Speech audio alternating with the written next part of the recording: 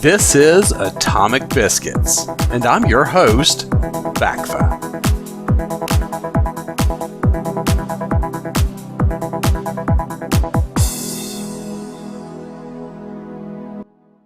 Welcome back, friends from around the world. This is Atomic Biscuits 20241006 Homestretch. The first story we have for you this week is from the BBC. That's bbc.com. What are Israel's Iron Dome, David's Sling, and Arrow missile defenses? It's about the Israeli-Gaza war. We hear a lot about the Iron Dome and suspect that it is not a one-of-a-kind. But here we have some public disclosure about just what these defenses are. The various elements of the system are used to deal with different threats. It's been deployed in recent months against attacks from Hamas in Gaza, Hezbollah in Lebanon, and Houthi rebels in Yemen. Israel has several air defense systems, each one designed to intercept incoming missiles at different altitudes and distances. The Iron Dome, the most well-known of Israel's missile shields, is designed to intercept short-range rockets, as well as shells and mortars at ranges of between 4 kilometers and 70 kilometers from the missile launcher.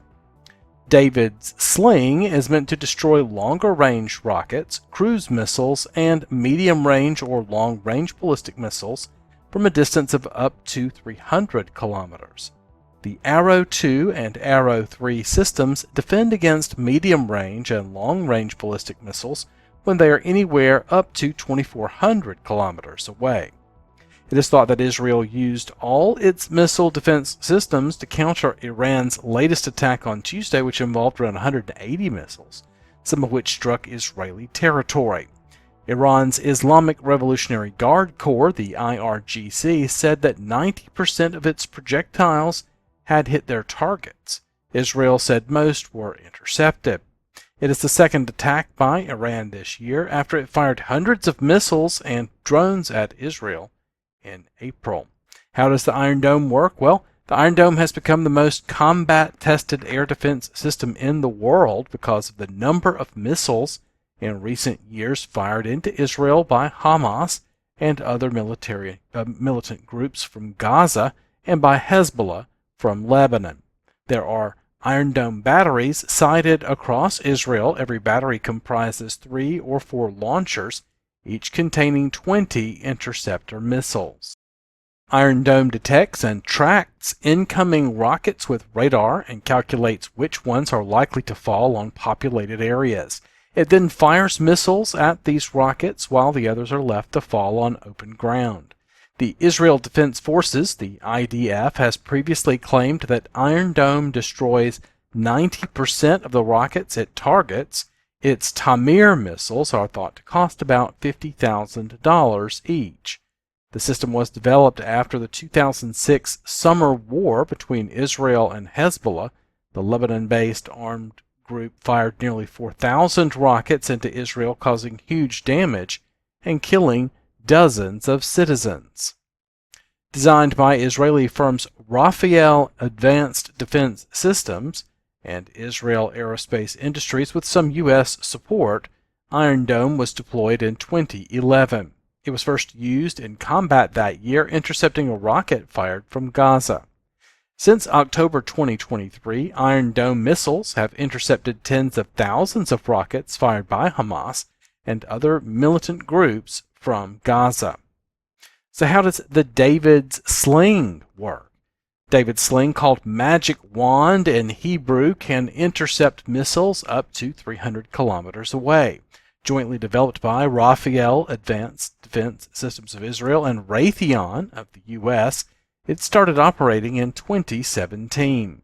Its Stunner missiles are designed to shoot down short-range, mid-range, and long-range ballistic missiles at low altitudes. Like Iron Dome, David's Sling only targets missiles which threaten built-up areas. Both David's Sling and Iron Dome are designed also to intercept aircraft, drones, and cruise missiles. Each David's Sling missile costs about $1 million. The system was used in September 2024 to shoot down a ballistic missile fired by Hezbollah from Lebanon.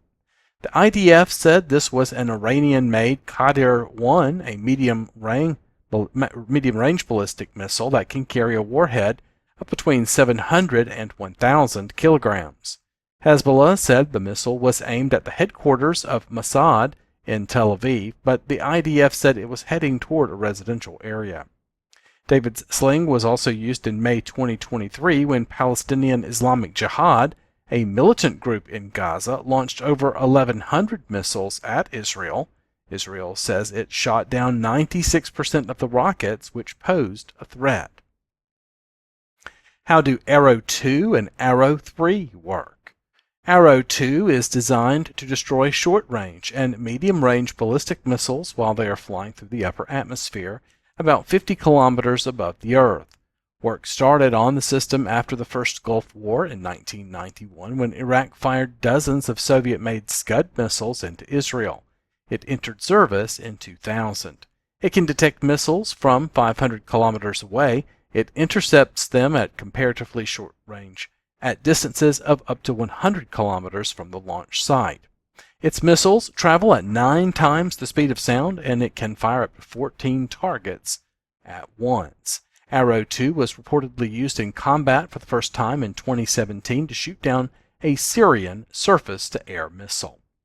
Arrow 3 was first deployed in 2017 and is designed to intercept long-range ballistic missiles as they travel at the top of their arc outside the Earth's atmosphere. It has a range of 2,400 kilometers.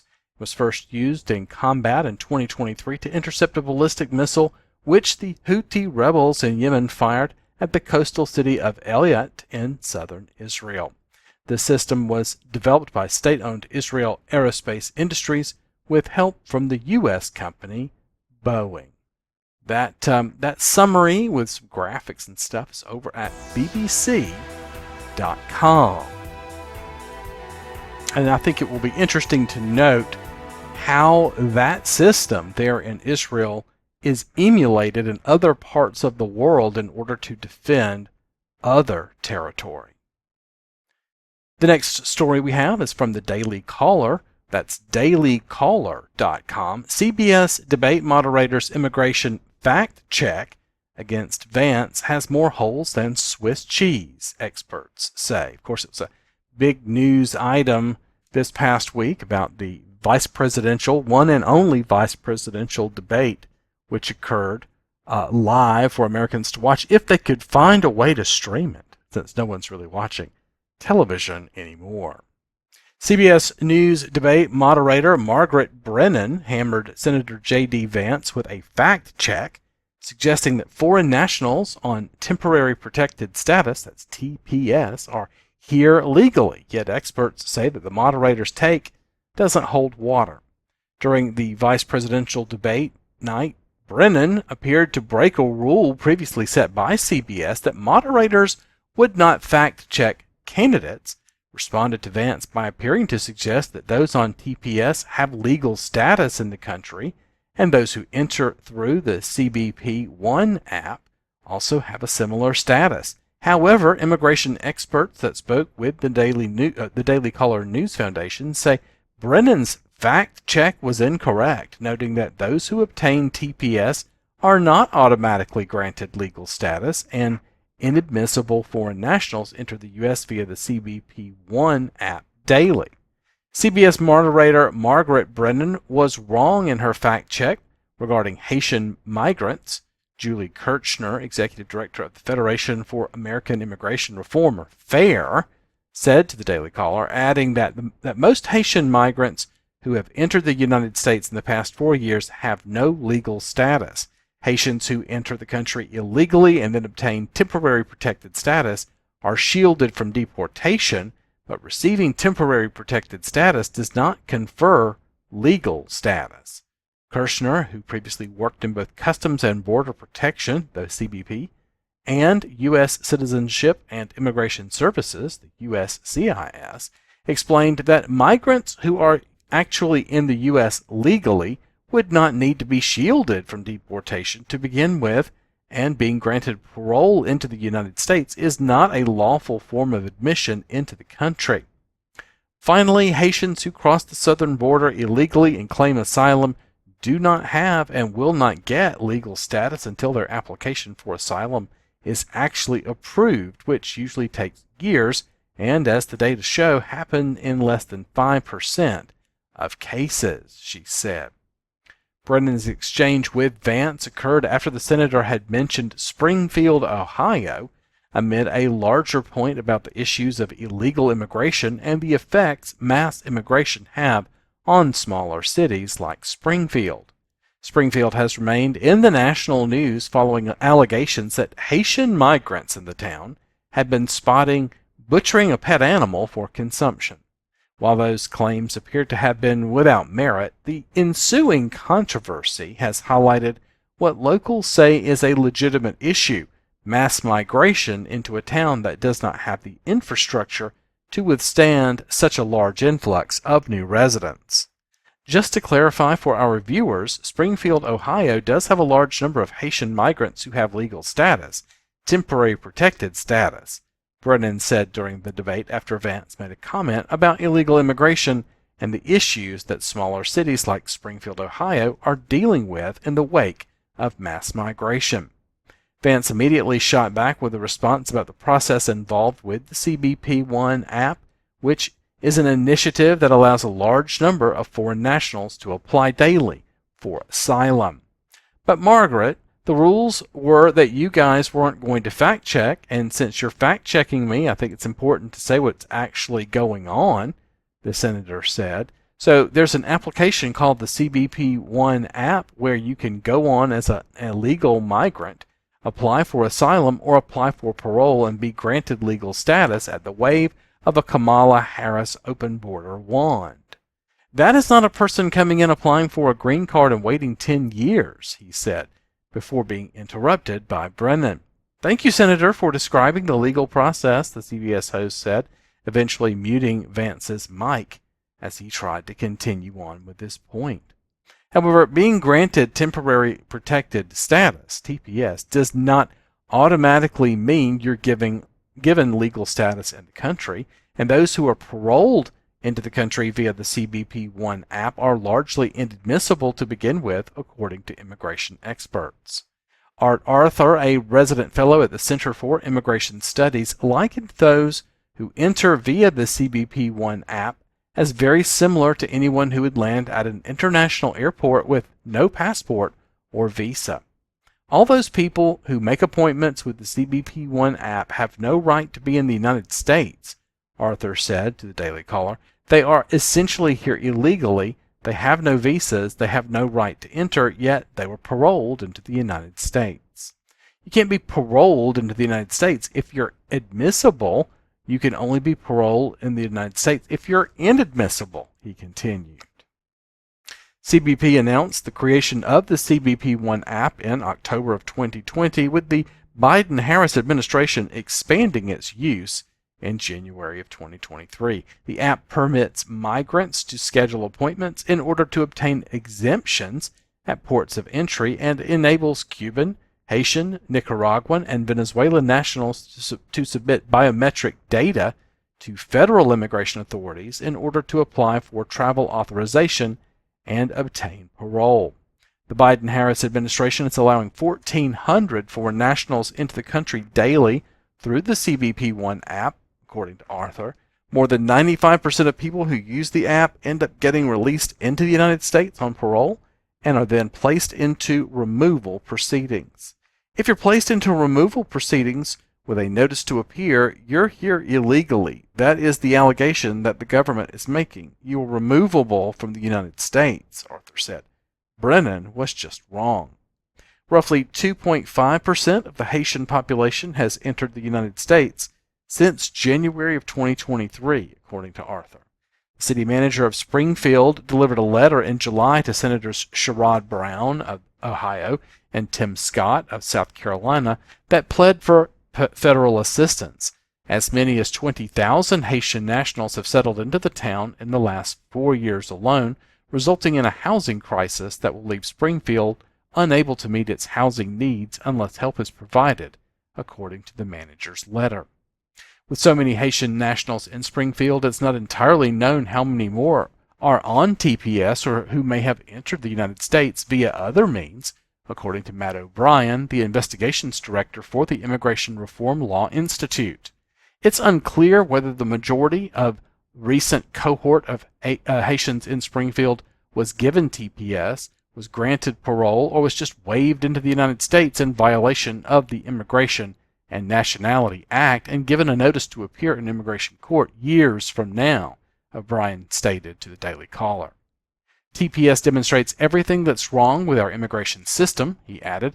If you entered the U.S. illegally but get TPS, you get work authorization and you can travel outside the United States and return here. So once you get TPS, for all intents and purposes, you get treated as if you were legal. But if the president revokes the TPS designation under which you were granted TPS, you go right back to being an illegal alien. CBS News did not immediately respond to a request for comment from the Daily Caller. This is over at dailycaller.com. October is notorious for election year surprises, and besides launching new lawfare against Trump, there's this story. Adam Schiff called out for trying to bully tech companies into censoring Americans ahead of election. This is over at thegatewaypundit.com. As the November election approaches, Democrats are going back to their old playbook and demanding online censorship of misinformation. One member of Congress taking the initiative on that front is Democrat Representative Adam Schiff of California. On Tuesday, Schiff posted a news release on his website saying he demanded answers from social media platforms about how they plan to address the spread of misinformation, disinformation, and potential incitement of violence on their platforms in the lead up to the 2024 elections. The full letter can be found at the link that's posted here at this website. Schiff and 7 co-signees expressed their concern with each of your social media CEOs' company's ability to react efficiently and effectively to misinformation and disinformation or to any potential incitement of violence occurring on your platforms. While the letter was sent out to CEOs of Facebook, X, TikTok, Google, Microsoft, and others, Schiff also took to X on Tuesday to make a post echoing it. The post seen above and the letter contain all the usual leftist authoritarian garble about democracy and the aforementioned censoring of misinformation, a process that essentially comes down to silencing voices of those who express views they disagree with. If that word ever meant anything else, it doesn't anymore after being co-opted by the left in service of their anti-free speech crusade. You don't have to be one of the founding fathers to understand how egregious and tyrannical Schiff's demands are, as several X users pointed out as they took him to task. One post here from Brooklyn Patriot is, you want conservatives to be censored, and it's very obvious. You belong in a prison, he responded to Rep. Adam Schiff. Another user noted the intent, as Schiff would rather have the American people believe the official sanitized narrative surrounding the election that the mainstream slopstream media will give rather than discern the truth for themselves via multiple viewpoints. Let's Delve In posted, when government officials are calling for limitations on what information you have access to, you can be certain that they aren't concerned for you. They're concerned that you're getting too close to the truth and what that might mean for them. We've seen Democrat politicians adopt this strategy before. In August, PBS reported Meta CEO Mark Zuckerberg said the Biden administration pressured Facebook to censor certain information about COVID-19. Zuckerberg has also been on record as saying the FBI warned him about allowing the New York Post story about Hunter Biden's laptop on Facebook ahead of the 2020 election. Schiff and Democrats are going back to their old reliable strategy. While we are beyond the pandemic and President Joe Biden had been more or less ousted, there is much at stake for November 5th. Americans want to get at the truth of illegal immigration, inflation, involvement in foreign wars, and generally the state of the nation. Schiff, and Democrats can't afford for them to know it. The story originally appeared over at the Western Journal, but is found over here at thegatewaypundit.com. And you can bet the wrangling will continue. With lawfare, there is some slapback going on. We have TexasAttorneyGeneral.gov, that is Ken Paxton, Attorney General of Texas, with this press release from the October 2nd. Attorney General Ken Paxton requests voter registration data from Secretary of State to force federal government to verify if non-citizens are illegally registered. On the same day, California legalized having illegals vote in their elections. The thing is California can do what California wants to do. States can decide if they want non-citizens to vote in their own elections for state offices. They cannot, however, affect whether or not it's legal to vote in federal elections. The question is, will anybody be able to discern the difference? And most of the time, people are allowed to vote regardless because they don't want to be seen as disenfranchising the voter, and then later someone else has to come along and challenge that vote.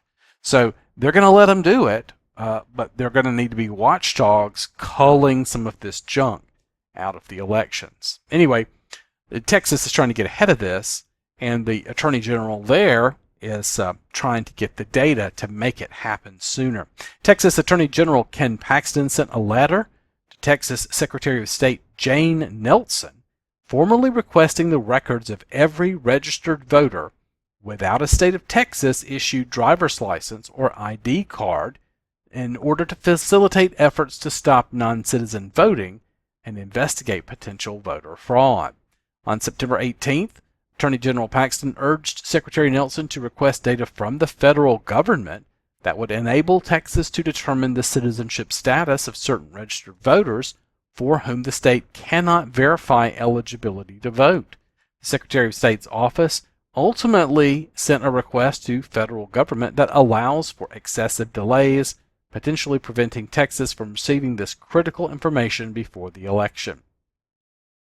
Crucially, the request sent by the Secretary of State did not provide any information to the federal government about the individuals whose citizenship status needs to be verified, which defeats the purpose of the letter. Now, 2 weeks later, and just 1 month from the election, Texas Secretary of State still has not sent the list of Texas's potential non-citizen voters to the federal government for verification. Today, Attorney General Paxton has requested the Secretary of State voluntarily share the list of potential non-citizen voters with the OAG through Intergovernmental Information Sharing, and has made a Public Information Act request to the Secretary of State's office for the registration data to be alternatively send it to himself.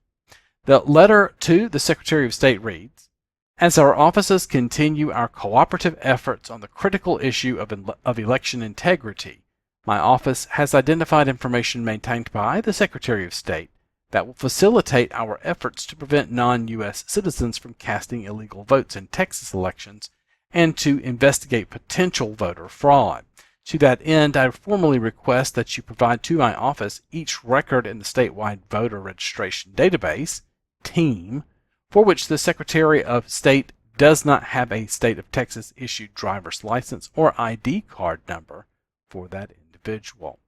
There is no time for delay. Texans cannot afford to lose another second waiting for their vote and their voice to be protected from illegal ballots," said Attorney General Paxton. "Every election official in the state must join me in prioritizing this.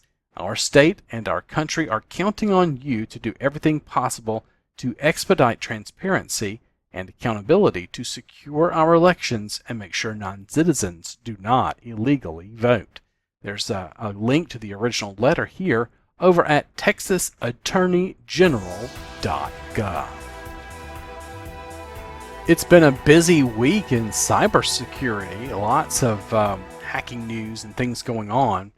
And from ArsTechnica.com comes this story: systems used by courts and governments across the United States riddled with vulnerabilities. With hundreds of courts and agencies affected, chances are one near you is too. This is by Dan Gooden. Public records systems that courts and governments rely on to manage voter registrations and legal filings have been riddled with vulnerabilities that made it possible for attackers to falsify registration databases and add, delete, or modify official documents. Over the past year, software developer turned security researcher Jason Parker has found and reported dozens of critical vulnerabilities in no fewer than 19 commercial platforms used by hundreds of courts, government agencies, and police departments across the country. Most of the vulnerabilities were critical. One flaw he uncovered in the voter registration cancellation portal for the state of Georgia, for instance, allowed anyone visiting it to cancel the registration of any voter in that state when the visitor knew the name, birth date, and county of residence of the voter.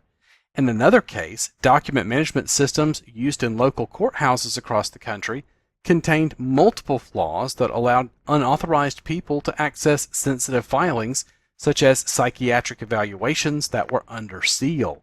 And in one case, unauthorized people could assign themselves privileges that are supposed to be available only to clerks of the court, and from there, create, delete, or modify filings.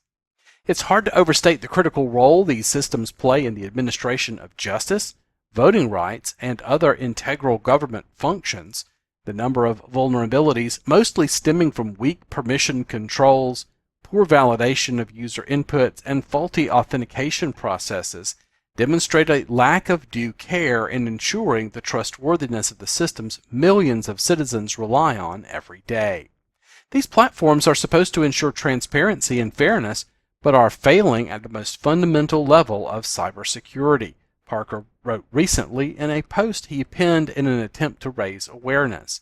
If a voter's registration can be canceled with little effort and confidential legal filings can be accessed by unauthorized users, what does it mean for the integrity of these systems? The vulnerability in the Georgia voter registration database, for instance, lacked any form of automated way to reject cancellation requests that omitted required voter information. Instead of flagging such requests, the system processed it without even flagging it. Similarly, the Granicus GovQA platform hundreds of government agencies use to manage public records could be hacked to reset passwords and gain access to usernames and email addresses simply by slightly modifying the web address showing in a browser window. And a vulnerability in the Thomson Reuters C-Track e-filing system allowed hackers and attackers to elevate their user status to that of a court administrator. Exploitation required nothing more than manipulating certain fields during the registration process. There's no indication that any of the vulnerabilities were actively exploited. Word of the vulnerabilities comes 4 months after the discovery of a malicious backdoor surreptitiously planted in a component of the JAVS Suite 8, an application package that 10,000 courtrooms around the world use to record, play back, and manage audio and video from legal proceedings. A representative of the company said Monday that an investigation performed in cooperation with the Cybersecurity and Infrastructure Security Agency concluded that the malware was installed on only 2 computers and didn't result in any information being compromised. The representative said the malware was available through a file a threat actor posted to the JAVS public marketing website. Parker began examining the systems last year as a software developer purely on a voluntary basis. He has worked with the Electronic Frontier Foundation to contact the system vendors and other parties responsible for the platforms he's found vulnerable. To date, all the vulnerabilities he's reported have been fixed, in some cases only in the past month. More recently, Parker has taken a job as a security researcher focusing on such platforms. Fixing these issues requires more than just patching a few bugs, Parker wrote. It calls for a complete overhaul of how security is handled in court and public record systems. To prevent attackers from hijacking accounts or altering sensitive data, robust permission controls must be immediately implemented and stricter validation of user inputs enforced. Regular security audits and penetration testing should be standard practice, not an afterthought. and following the principles of secure by design should be an integral part of any software development lifecycle. Lists the 19 affected platforms here if you're interested in digging into this. It also says Parker is urging vendors and customers alike to shore up the security of their systems by performing pen testing and software audits and training employees, particularly those in IT departments. He also said that multi-factor authentication should be universally available for all such systems. This series of disclosures is a wake-up call to all organizations that manage sensitive public data, Parker wrote. If they fail to act quickly, the consequences could be devastating, not just for the institutions themselves, but for the individuals whose privacy they are sworn to protect. For now, the responsibility lies with the agencies and vendors behind these platforms to take immediate action to shore up their defenses and to restore trust in the systems that so many people depend on. Again, this is by Dan Gooden over at arstechnica.com. And this story is over at cyberscoop.com. CrowdStrike exec apologizes in front of Congress over a huge global IT outage. House lawmakers struck a sympathetic tone toward the company at a hearing where they nevertheless said nothing like that could happen again. A CrowdStrike executive apologized Tuesday over a faulty update that caused a massive IT outage 2 months ago, saying the company has taken steps to make sure it can't happen again. The history-making July 19th problem involved new threat detection configurations for CrowdStrike's Falcon security platform that were sent to sensors running on Microsoft Windows devices that the Falcon Sensors rules engine did not understand. Adam Myers, the company's senior vice president of counter-adversary operations, testified to the House Homeland Security Panel's Cybersecurity Subcommittee. Essentially, it was like trying to move a chess piece where there wasn't a square, Myers explained. Approximately 8.5 million systems crashed as a result, leading to billions of dollars worth of losses. In response, CrowdStrike has introduced new validation checks, enhanced testing procedures, additional controls for customers, gradual rollout across increasing rings of deployment, more runtime checks, and third-party reviews, Myers told the subcommittee. We let our customers down, he said. On behalf of everyone at CrowdStrike, I want to apologize. We are deeply sorry, and we are determined to prevent this from ever happening again. Lawmakers largely struck a sympathetic tone with Myers, approving of how the company responded in the aftermath, but they said they too wanted to avoid any repeats. The largest IT outage in history was due to a mistake, said Committee Chair Mark Green, Republican from Tennessee, comparing it to a catastrophe straight out of a movie. Mistakes can happen. However, we can't allow a mistake of this magnitude to happen again. Myers emphasized that the incident didn't involve a cyber attack and that artificial intelligence played no role in sending the faulty update. The incident did have further cyber implications, however. Representative Andrew Garbarino, Republican from New York, who chairs the Cyber Subcommittee, asked why federal agencies were impacted by the updates and whether there were different updates to test for commercial versus government clients. The updates went to Microsoft Windows operating sensors regardless of which system was running on a given device, Myers answered. Even if lawmakers indicated a sense of understanding on CrowdStrike's behalf, others have proven more antagonistic, particularly Delta Airlines, which has threatened a lawsuit against the cyber giant. Myers said it has worked to aid customers affected by the outage and will do whatever it has to do to make them feel comfortable working with CrowdStrike again. He also said the company would be willing to cooperate with any potential review by the Cyber Safety Review Board. Trust takes years to make and seconds to break, he said. Like I say, CrowdStrike really shit the bed for me when they decided to invite Hillary Clinton to be a keynote speaker on cybersecurity at one of their shows. You got to wonder how it is that these guys could get themselves so inside out, except that perhaps they were the ones involved in determining just how data was exfilled from the DNC during the Seth Rich murder. So there's some sticky fingers at CrowdStrike then and now. It's really a matter of life and death for the people of North Carolina. So My name's Jonathan Howard. I'm a member of the Florida State Guard Special Missions Unit, and I'm also up here with Aerial Recovery, a nonprofit.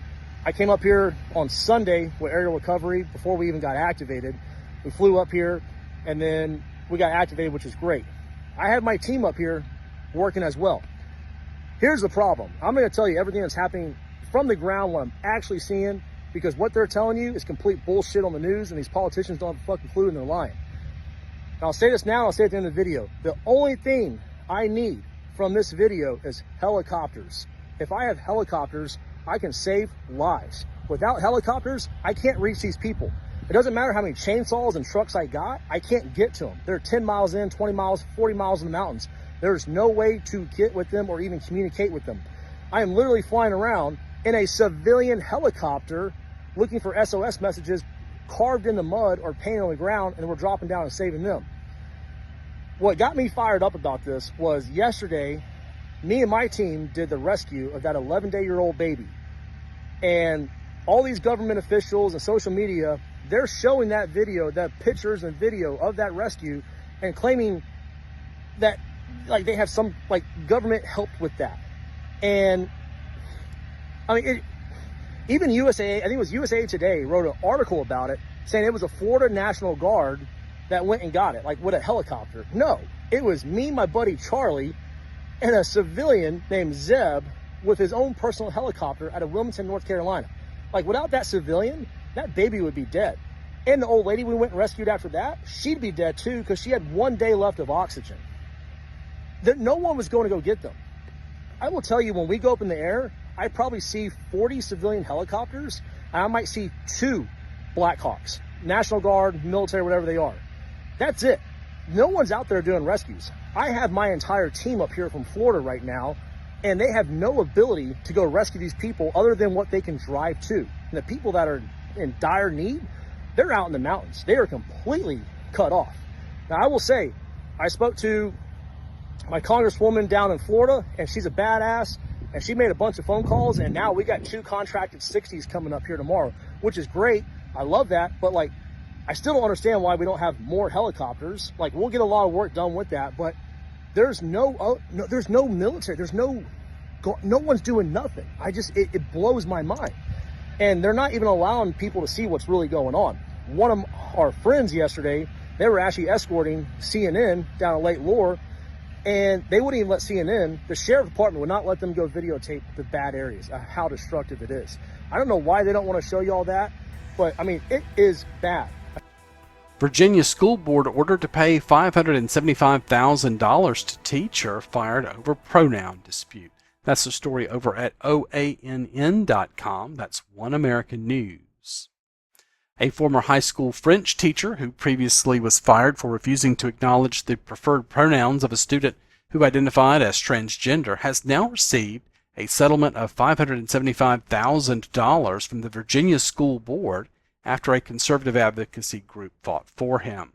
The settlement was revealed on Monday by the conservative legal advocacy group Alliance Defending Freedom. The group also announced that the school board has now expunged Peter Vlaming's termination record, a major win for the teacher's career. Following his firing from West Point High School in 2018, the former French teacher filed a lawsuit against the school's management and school board. Before any evidence was considered, a court dismissed the claim. However, in December, the state Supreme Court reinstated it. Superintendent Larry Frazier of West Point Public Schools confirmed the settlement, according to the Daily Press, and stated via email on Monday that we are pleased to be able to reach a resolution that will not have a negative impact on the students, staff, or school community of West Point. In his lawsuit, Vlaming admitted that he avoided using pronouns and instead referred to the student by their name while they were in class. Soon after, the student, her parents, and the school demanded that Mr. Vlaming use the student's preferred male pronouns. However, due to his sincerely held religious and philosophical views that each person's sex is biologically fixed and cannot be changed, which is also a biological fact of science, Vlaming maintained that he would not be using the student's pronouns. He also noted that referring to the student by the opposite gender would be lying. Quote, "It's important for healthcare practitioners to note that while a biological sex change is impossible, legal sex can be changed, according to the Clinical Advisory Network on Sex and Gender, a coalition made up of doctors and psychologists. The practice of prescribing hormone blockers and cross-sex hormones for gender dysphoria should be scientifically scrutinized, as there is currently no robust evidence that they improve long-term outcomes and increasing concern around harms. The 7 justices of the state Supreme Court decided to pursue 2 cases: Vlaming's claim that the school board breached his contract and his claim that his freedom to practice his faith was violated under the Virginia Constitution.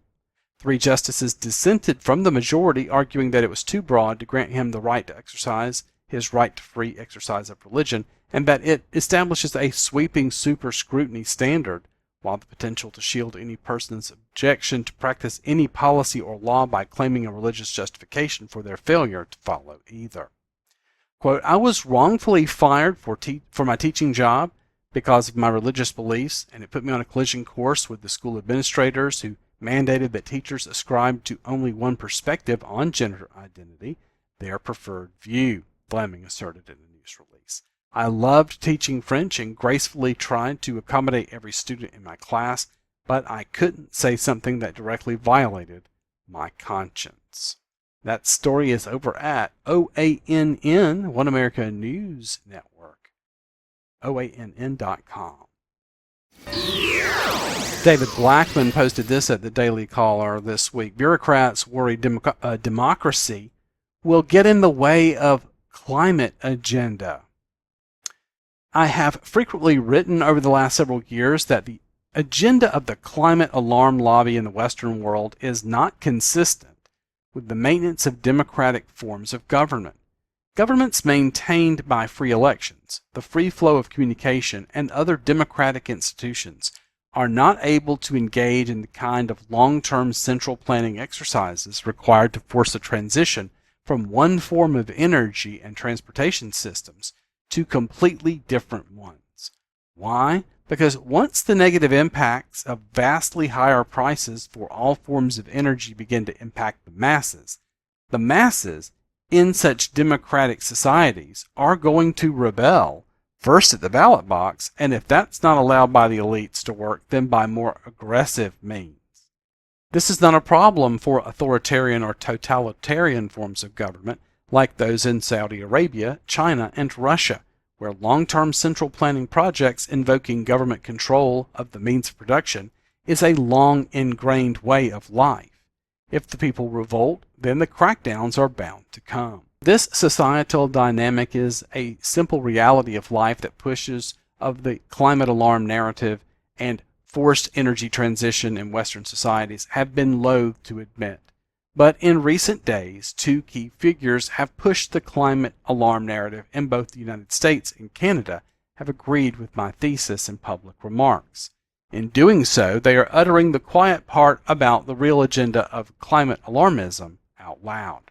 Last week, former Obama Secretary of State and Biden climate czar John Kerry made remarks about the problem posed by the First Amendment to the United States Constitution that should make every American's skin crawl. Speaking about the inability of the federal government to stamp out what it believes to be misinformation on big social media platforms, Kerry said, "Our First Amendment stands as a major block to the ability to be able to just, hammer it out of existence." Adding, "I think democracies are very challenged right now and have not proven they can move fast enough or big enough to deal with the challenges that we are facing." Never mind that the U.S. government has long been the most focused purveyor of disinformation and misinformation in our society. Kerry wants to stop the free flow of information on the internet.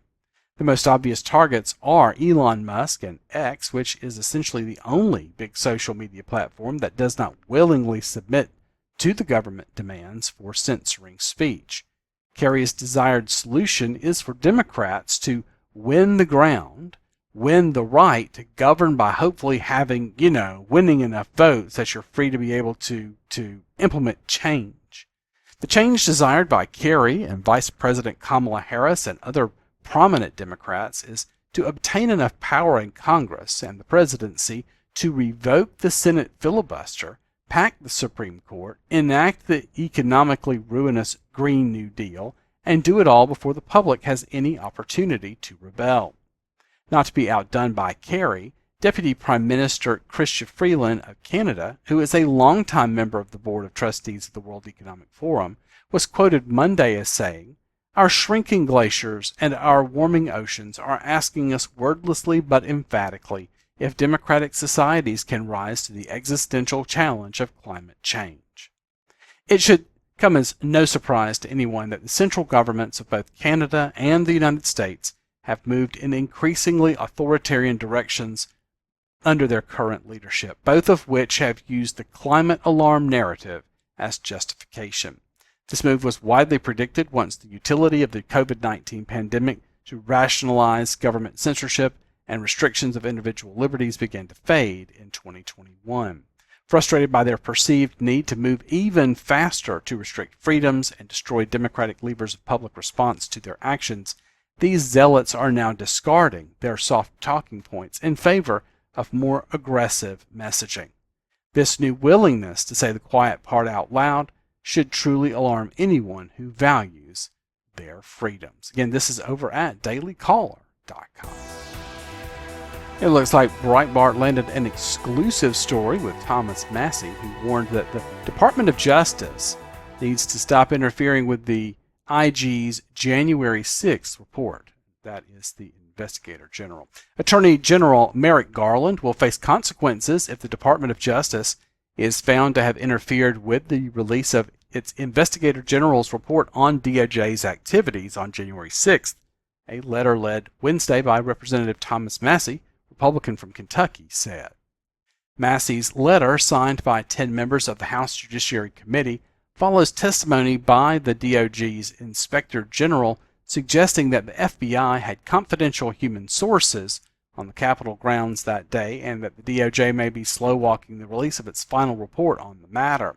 Joining Massie in the letter are Judiciary Committee Chairman Jim Jordan, Republican from Ohio, and Representatives Ben Cline, Republican from Virginia, Chip Roy, Republican from Texas, Andy Biggs, Republican from Arizona, Victoria Spartz, Republican from Indiana, Barry Moore, Republican from Alabama, Dan Bishop, Republican from North Carolina, Harriet Hageman, Republican from Wyoming, and Matt Gaetz, Republican from Florida. The presence of federal assets, specifically confidential human sources, on Capitol grounds during the events of January 6, 2021 has emerged as a key piece of evidence that undermines the establishment media and federal government's narrative of the January 6th events at the Capitol. Just blocks away from the Capitol, Trump is being charged in federal court by special counsel Jack Smith with election interference, in part stemming from allegations he somehow orchestrated the events at the Capitol. Massie's letter reminds Garland that during his June 4, 2024 testimony, Garland testified that Inspector General Horowitz is independent and the determination of the release of Inspector General reports is up to the Inspector General. "We write to remind you of your commitment," the letter reads. On September 25th, DOJ Inspector General Michael Horowitz testified before the House Weaponization Committee that the draft of the report is being held up by the Department of Justice. The investigation had already been paused during hearings by Speaker Pelosi's House Select Committee on January 6th. Horowitz only reconvened his investigation in 2023. The DOJ has continued to string out prosecutions in the lead up to the 2024 elections, with several new prosecutions occurring in recent months, over 3.5 years after January 6th. In the September 25th hearing, Horowitz confirmed that his draft report would address confidential human sources. Massie pressed Horowitz on evidence of the number of them operating on the Capitol grounds on January 6th. Quote, "Our report will include information in that regard," but when pressed on the exact number, he replied, "I'm not in any position to say that because both in its draft form, we have not gone through the classification review, and so I need to be careful." There's some video linked here as well. Horowitz said he would like to issue his report soon, but that he does not expect it to be released before the election, indicating the timing of the classification review was outside of his control. Massie believes politics is involved. Horowitz said the number won't be known before the election. Massey posted on X after the hearing. Biden and Harris doesn't want the Fed's role on January 6th known. Why? Massey's letter to Garland warns, if you or any of your subordinates, associates, deputies, or agents within the department act to delay or interfere with the release of this report, Congress will hold you accountable. And there's a link to the Scrib D article. The report, if it's released, could significantly upend the prevailing narrative of January 6th. If Garland and the DOJ withheld the report's release until after the election, Congress could take action. Horowitz's testimony strongly suggested the report would contain bombshell information. Massey pressed Horowitz on how many confidential human sources went into the Capitol on January 6th. FBI protocols prohibit confidential human sources from breaking the law. Entering the Capitol would qualify, as made clear by numerous DOJ prosecutions, without express written consent. I'll have the information in the report, Horowitz replied, stating that he does not yet know what is classified and what is not classified. Interestingly, Massey asked how many confidential human sources were reimbursed for travel for January 6th, to which Horowitz replied, as I sit here, I don't recall that number, before jarringly shifting gears and animatedly insisting, and if I did know it, I wouldn't be in a position to tell you. The FBI is an agency of the DOJ which ultimately determines what is classified. So just let that sink in a little bit. This story's over at Breitbart.com.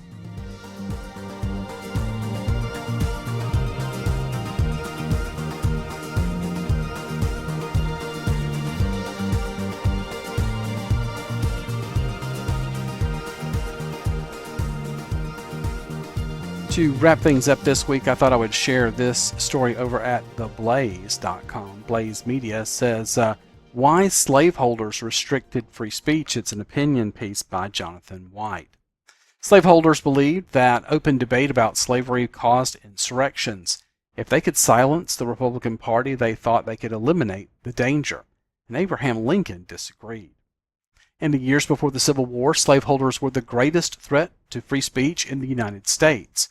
White Southerners used state laws, a congressional gag rule, suppression of the mail, and physical violence to silence abolitionist speech because they believed it was dangerous. In 1830, for example, Louisiana penalized anyone using language in any public discourse, from the bar, the bench, the stage, the pulpit, or in any place whatsoever, as well as in private discourses or conversations, that had a tendency to produce discontent among the free-colored population of this state, or to incite insubordination among the slaves therein. In other words, those who spoke out against slavery or racial discrimination would be in violation of this law. The mandated punishment ranged from 3 to 21 years of hard labor to death. Other states enacted identical statutes. As one South Carolina newspaper declared, the topic of slavery shall not be open to discussion. Speaking out against slavery in the United States took courage. If anti-speech laws were not enough, mobs filled in the gaps. Some abolitionists were brutally beaten, while others were murdered. Abraham Lincoln engaged this issue in a speech he delivered at the Cooper Union in New York City in February of 1860. Speaking directly to white Southerners, he said, "You consider yourselves a reasonable and just people. Still, when you speak of us Republicans, you do so only to denounce us as reptiles, or at the best as no better than outlaws." Lincoln pointed out that Southern Democrats were more likely to grant a hearing to pirates or murderers than to Republicans. Indeed, when white Southerners gathered, Lincoln said that an unconditional condemnation of Republicans was the first thing to be attended to. In fact, it was an indispensable prerequisite, license, so to speak, among you to be admitted or permitted to speak at all. Lincoln then asked, "Now, can you or not be prevailed upon to pause and to consider whether this is quite just to us or even to yourselves?" In asking this question, Lincoln was encouraging his Democratic opponents to reflect on the consequences of restricting free speech. Only through the free exchange of opinions could the best ideas gain sway. As Oliver Wendell Holmes Jr. would argue many decades later, the ultimate good desired is better reached by free trade in ideas. He continued, "The best test of truth is the power of the thought to get itself accepted in the competition of the market." When slaveholding Democrats and their northern allies tried to silence words and ideas they disagreed with simply because they believed them false or dangerous, they were denying both their political opponents and themselves the opportunity to reach new and better conclusions. Slaveholders believed that open debate about slavery caused servile insurrections. If they could silence the Republican Party, they reasoned, they could eliminate this danger. But Lincoln disagreed. "There is a judgment and a feeling against slavery in this nation which cast at least 1.5 million of votes," he said. "You cannot destroy that judgment and feeling, that sentiment, by breaking up the political organization which rallies around it. But if they could," he asked, "how much would you gain by forcing the sentiment which created it out of the peaceful channel of the ballot box into some other channel? What would that other channel probably be? Would the number of John Browns be lessened or enlarged by the operation?" This was a stark warning to white Southerners. They might believe they could win the day by silencing their political opponents, but stifling speech would not eliminate the widespread belief that slavery was evil, and if Democrats refused to permit anti-slavery Americans to voice their opinions, there would be nowhere to turn but violence. In his stirring peroration, Lincoln spoke directly to Republicans, urging them to hold firm in their convictions, even if they were maligned or worse. "Neither let us be slandered from our duty by false accusations against us, nor frightened from it by menaces of destruction to the government, nor of dungeons to ourselves," he said. "Let us have faith that right makes might, and in that faith let us, to the end, dare to do our duty as we understand it."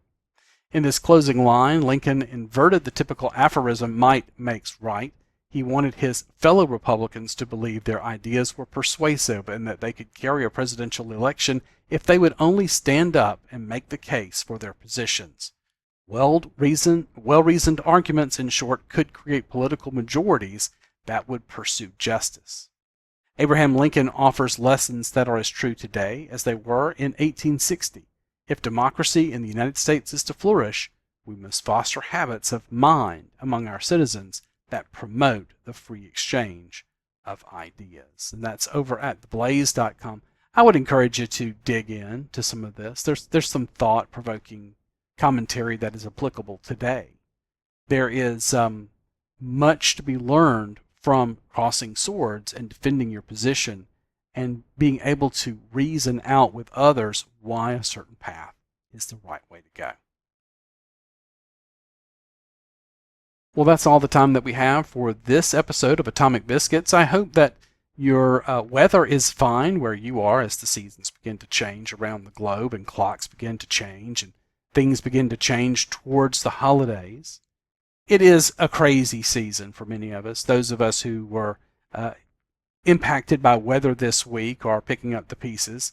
There are some people who are less affected and those who are more affected. Remember to reach out to those in need and to offer a hand where you can.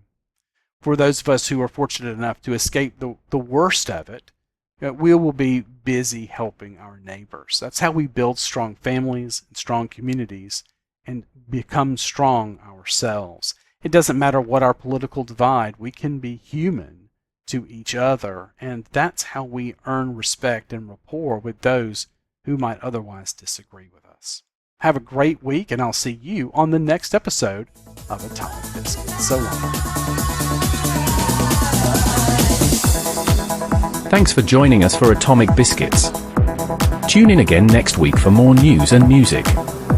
Check out BACFA on Gab at BACFA, as well as BitChute, Rumble, D-Live and Odyssey. Check out LastScoutRadio.com for fun content. Listen to WBN 324 on radio stations around the world, on many streaming platforms, and World Broadcasting Network WBN 324.zil.